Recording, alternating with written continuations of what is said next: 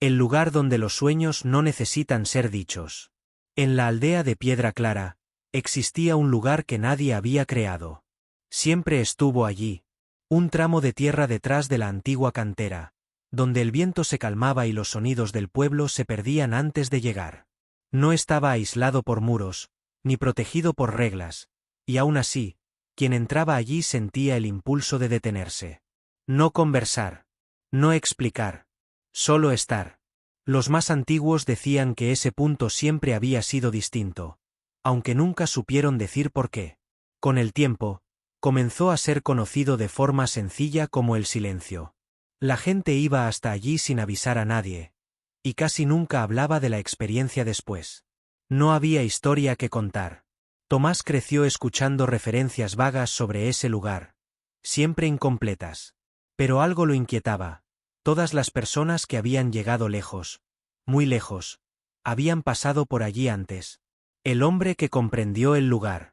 Años atrás, un hombre llamado Gabriel había dejado Piedra Clara sin anunciar sus planes. Cuando regresó, ya mayor, traía en la mirada algo poco común, no euforia, sino firmeza. Gabriel no creó el silencio. Lo reconoció.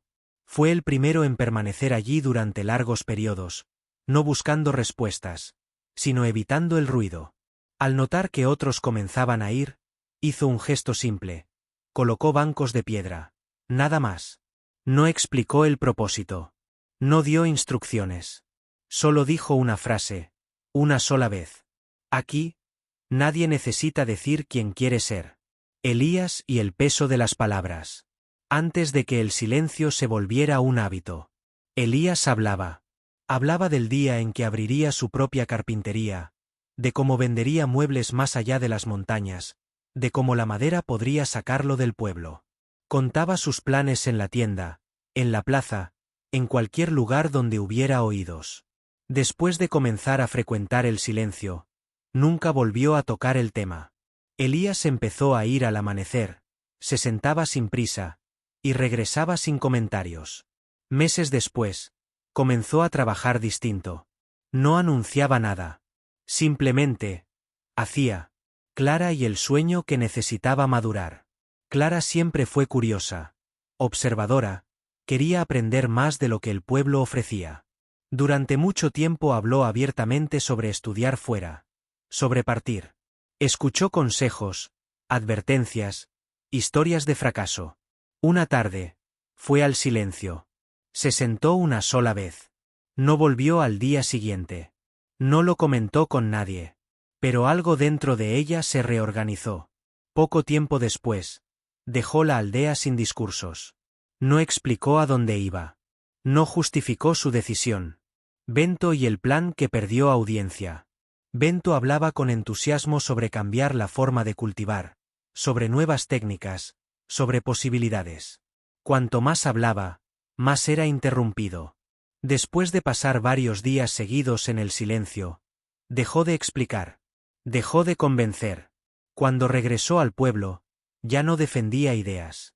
Simplemente, actuaba según ellas. El patrón que pocos veían. Nada de esto llamó la atención de inmediato. Pero para quien observaba con cuidado, el patrón era claro. Mano blanca indicando hacia la derecha, todos los que pasaban por el silencio dejaban de compartir sus sueños. Y todos los que dejaban de compartirlos, comenzaban a protegerlos. En el silencio, nada ocurría hacia afuera. No había visiones. No había respuestas audibles. Pero allí, los sueños dejaban de ser espectáculo. Sin audiencia, el deseo se volvía honesto. Sin opiniones, el plan recuperaba su forma original. Tomás entendió algo esencial la primera vez que se sentó allí. Mano blanca indicando hacia la derecha mientras un sueño necesita ser dicho para existir. Todavía es frágil. Lo que solo se comprendió después.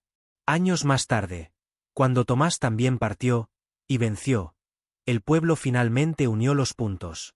Todos los que habían construido algo real, habían pasado por el silencio.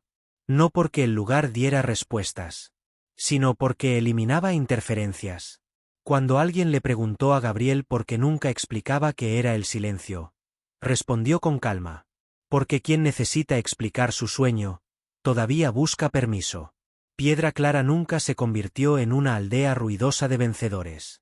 Pero se convirtió en un lugar donde los sueños tenían algo raro. Un espacio para crecer, sin ser tocados.